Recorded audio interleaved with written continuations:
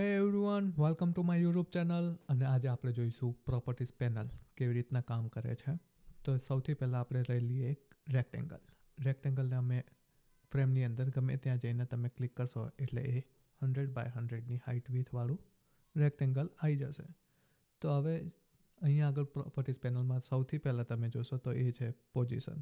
તો પોઝિશનમાં સૌથી છે એ છે અલાઇનમેન્ટમાં તમે ટોટલ 6 અલાઇનમેન્ટ ઓપ્શન આપેલા છે, જેમાં છે પહેલાં 3 છે એ હોરિઝોન્ટલ માટે છે અને બીજા 3 છે એ છે વર્ટિકલ એલાઇનમેન્ટ માટે.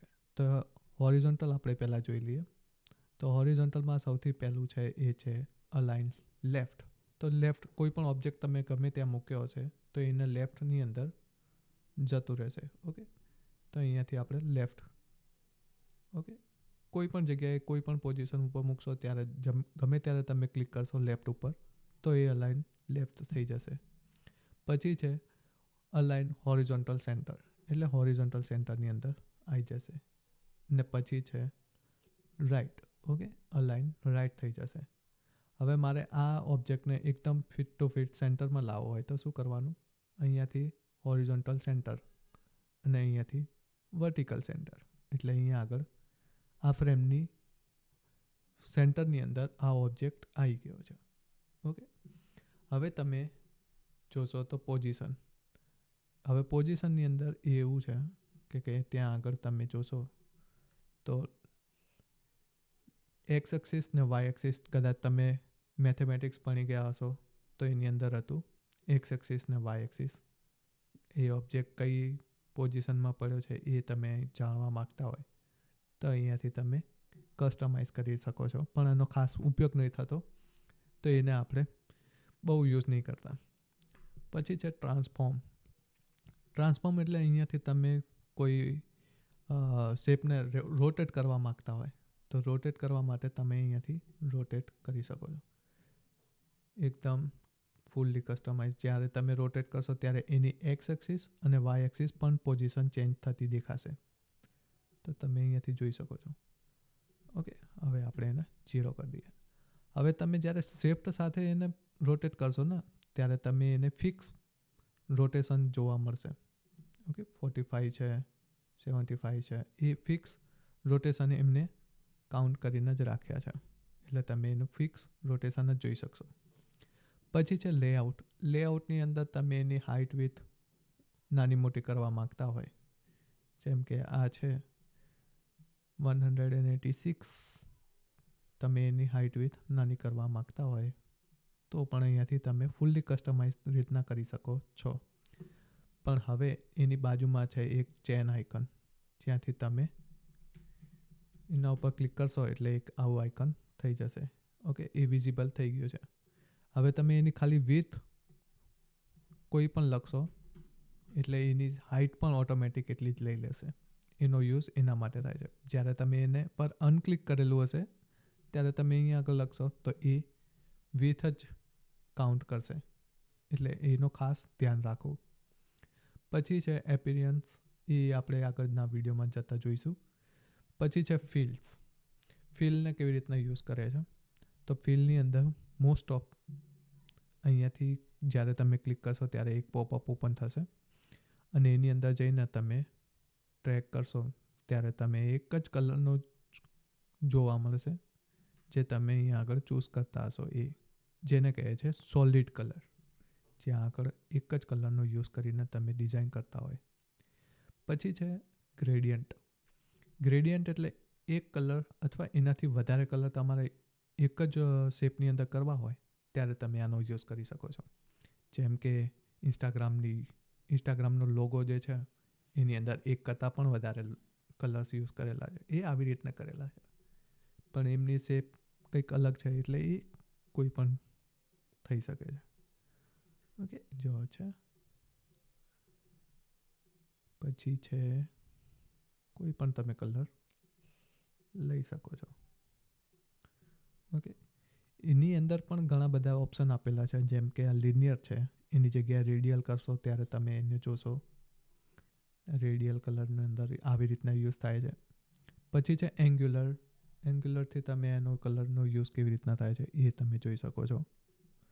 પછી છે ડાયમંડનો યુઝ કેવી રીતના થાય છે એ અહીંયાથી તમે જોઈ શકો છો. ઓકે, એટલે આ હતું કલર્સ પ્રોપર્ટી. હવે કલર પ્રોપર્ટીસની અંદર પણ એક અહીંયા આગળ ઓપ્શન આપેલો છે જ્યાં છે ઓપાસિટી કહે છે બધા. જ્યાં આગળ તમે ઓપાસિટી જેમ જેમ ડાઉન કરતા જશો એમ એની વિઝિબિલિટી ઓછી થતી જશે. જ્યારે 0 કરી દેશે ત્યારે ઇનવિઝિબલ થઈ જશે. ઓકે, છે ખરું પણ એની વિઝિબિલિટી આપણે ઓછી કરી દીધી છે, એના લીધે દેખાતું નથી. જેમ આપણે ઓપાસિટી હાઈ કરીશું એમ એની વિઝિબિલિટી હાઈ થઈ જશે. ઓકે, પછી છે હાઈડ એન્ડ શો માટેનું આઇકન, જ્યાંથી તમે ઓબ્જેક્ટને હાઈ અથવા શો કરી શકો છો. પછી તમારે ફિલ કલર રાખવો જ નથી તો એને રિમૂવ પણ તમે કરી શકો છો, પણ આપણે રાખવો છે. ઓકે, જ્યારે તમે રિમૂવ કરીને તમે ક્લિક કરશો ત્યારે એનો બાય ડિફોલ્ટ કલર જ ચૂઝ કરીને આવશે, તો તમે એનો કોઈ ચેન્જ કરી નહીં શકો. ઇન ફ્યુચરમાં તમે કદાચ એને રિમૂવ કરી દીધું અને પછી યાદ આવે કે ઓકે મારે આ કલર નહોતો કરવો, તો Ctrl+Z કરીને તમે કરી શકો છો.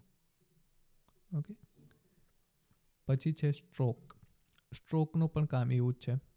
સ્ટ્રોક એટલે બોર્ડર. અહીંયા આગળ તમે જોશો તો એક બ્લેક કલરની બોર્ડર જેવું દેખાશે, જ્યાંથી એ લોકો સ્ટ્રોક કહે છે. ઓકે, સ્ટ્રોકનું પણ એવી રીતના જ યુઝ થાય છે જેવી રીતના આપણે કલર્સની અંદર યુઝ કર્યો હતો. અહીંયા પર તમને એક કલર બોક્સ દેખાશે, જ્યાંથી તમે ક્લિક કરશો તો એ પોપઅપ ઓપન થઈ જશે અને બોર્ડરનો કલર પણ તમે અહીંયાથી ઇઝીલી ચેન્જ કરી શકો છો. એવી રીતના જ ગ્રેડિયન્ટ કલર પણ આપી શકો છો, સોલિડ કલર પણ આપી શકો છો. પછી ફિલની અંદર એક વસ્તુ છે જોવાની રહી ગઈ, એ છે ઇમેજ. તો તમે અહીંયા આગળ આવીને ઇમેજ પણ તમે અપલોડ કરી શકો છો. કોઈ પણ ઇમેજ તમારે અપલોડ કરવી હોય તો એ તમે અહીંયાથી કરી શકો છો. ઓકે, આ ઇમેજ આવી ગઈ. જેવો શેપ હશે એ પ્રમાણેની સાઇઝમાં ઇમેજ સેટ થઈ જશે. ઓકે, અને અહીંયાથી પણ તમે ઇમેજ આપી શકો છો. ઓકે, ઇમેજ આપી પછી એની પણ ઓપાસિટી તમારે ઓછી નાની મોટી કરવી હોય તો પણ થઈ શકે છે, પણ આની અંદર દેખાશે નહીં કેમ કે આપણે ઇમેજ પણ આપી છે, કલર પણ ઇમેજ આપી છે. ઓકે, આ જો તમે જોઈ શકો છો કે બોર્ડર આપણે 7 આપી છે તો એની 7ની વિડ્થ થઈ ગઈ છે. ઓકે, એમાં પણ આવી રીતના હાઈડ એન્ડ શો માટેની આઇકન આપેલો છે, રિમૂવ માટેનો પણ આઇકન આપેલો છે. બોર્ડરને રિમૂવ કરવી તો રિમૂવ પણ કરી શકો છો. ઓકે, પછી છે એ છે કસ્ટમાઇઝ. તમારે કરવું હોય સ્ટ્રોકને, બોર્ડરને કસ્ટમાઇઝ કરવી છે તો તમે એને પણ કસ્ટમાઇઝ કરી શકો છો.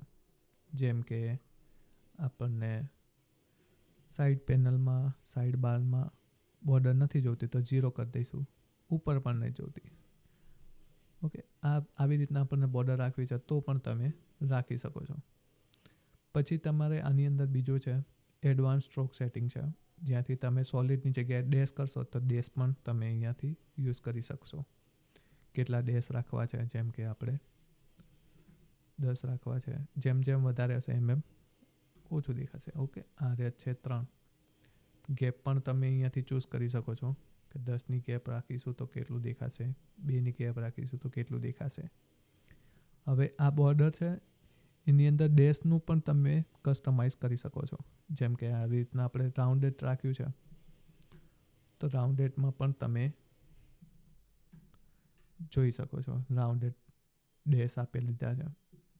ઓકે, એવી રીતના ઘણું બધું તમે આની અંદર કસ્ટમાઇઝ કરી શકો છો. હવે છે બોર્ડરની પોઝિશન. અત્યારે તમે બોર્ડર જોશો તો એ તમને એમ લાગશે કે ઇમેજની અંદર છે, પણ આપણે ઇમેજની બહાર અથવા એની સેન્ટરમાં પણ તમે રાખી શકો છો. જેમ કે ઇનસાઇડ છે એની જગ્યાએ તમે આઉટસાઇડ કરશો તો આઉટસાઇડ આ બોર્ડર થઈ ગઈ. એ જેમ જાણે એવું લાગશે કે બોર્ડર બહારની સાઈડ છે. ઓકે, એવી રીતના સેન્ટરમાં રાખશો તો એ ઇમેજની સેન્ટરમાં રહેશે. ઓકે, નથી બહાર નથી અંદર, વચ્ચે. ઓકે, એવી રીતના તમે રાખી શકો છો અને અહીંયાથી રિમૂવ પણ કરી શકો છો. પછી છે ઇફેક્ટ.